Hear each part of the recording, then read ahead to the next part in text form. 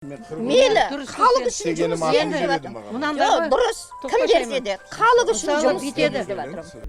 Осылайша құрғақ сөзбен орындалмайтын уәдеден шаршадық деген Бадам тұрғын үй алабы 195 урамының халқы қордаланған мәселесін түсірілім тобына жайып салды. Сөздеріне сенсек, бұл бағытта қалаға қоғамдық көлік қатынамайды. Автобус жүрмегендіктен қыр мен сайда жаяу жүру әсіресе көп балалы аналар мен зейнеткерлерге қиындық туғызады дейді наразылық танытқандар. Қанша елді мекен бар екен, қанша адамның бала шағасы бар, қанша үй бар, бәр келіп әкімшіліктен келетін еді.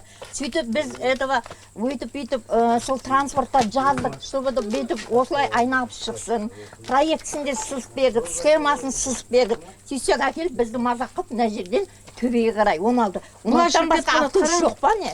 Сондай-ақ жиналғандар жылдар бойы атауы жоқ көшеде тұрып жатқанына шағымданады. Мекен жайдың атын атап түсін түсе алмағандықтан жедел жәрдем шақыру да қиынға соғады екен. Жауаптылар мәселеден хабардар, кемшілік жойылады деп уәдесінде берген дейді тұрғындар. Алайда мәселе шешімін таппағанына қарағанда, шаһарда естуші мемлекет жобасының іске асу деңгейін әлі де көтеру қажет сыңайлы. Менің үйім мына жақта тұрады, менікі Тұрсынбаев без номер. Айман ана жақта тұрса, Тұрсынбаев без. Осы жерде главный 3 көше бар да, бәрі Тұрсынбаев безіне. Тұрсынбаев безіне. Не ол? Осындай заманда ол бір қиын мәселе емес шығар көшеге ат беру. Ең керегі бізге автобус жүргізбесе де, газель жүргізсін бізге. Қайта-қайта келіп кететін. Жан айқайын жеткізген халық қаңғыбас иттерді ұстайтын арнайы пунктті көшіруді де сұранады. Белгілі болғандай, бұл орынды жануарларға жанашыр еріктілер ашыпты.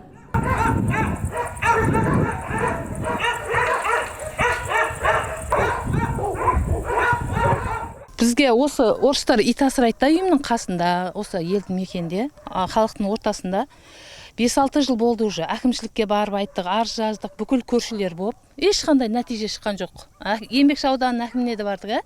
Кешке таман үре жұмыстан келіп демалайын десең, вообще демаламайсың. Кешке деген иісі бұрқырап шығады.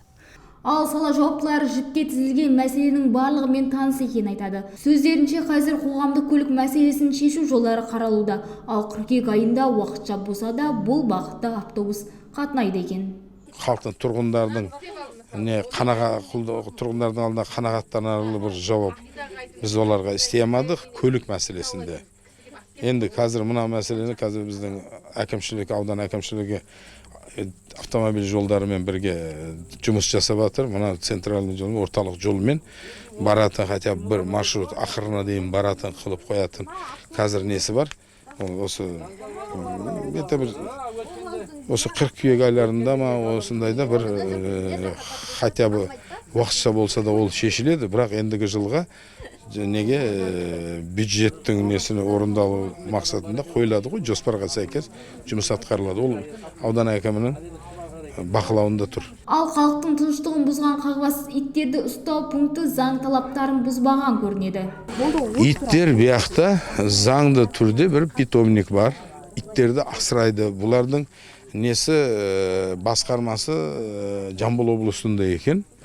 Олар сояқа бағынады, олар финансирование дейді. Животный приют дейді ғой, орысша айтқанда. Сол үшін анамда оның иесімен мен сөйлескен, бұлар бияқта болмайды, бұлар табу қиын. Бұлар бір какой-то бір уақытта келеді, тамағını береді де кетеді. Орынды бірнеше рет шықтық, біз оны ауыл шаруашылығына да жаздық, ветинспекцияға да жаздық, санэпидемстанцияға да жаздық, осындай. Бірақ мәселе пока оң шешім тапқан жоқ, біз бәрінің қорытындысын алып жатырмыз. Осылайша сала жауаптылар халыққа үйіп төгіп уәдесін берді. Ал уәде орындалады ма? Уақыт көрсетеді. Жіпке тізілген бадандықтардың мәселесі уақыт телеарнасында назарда.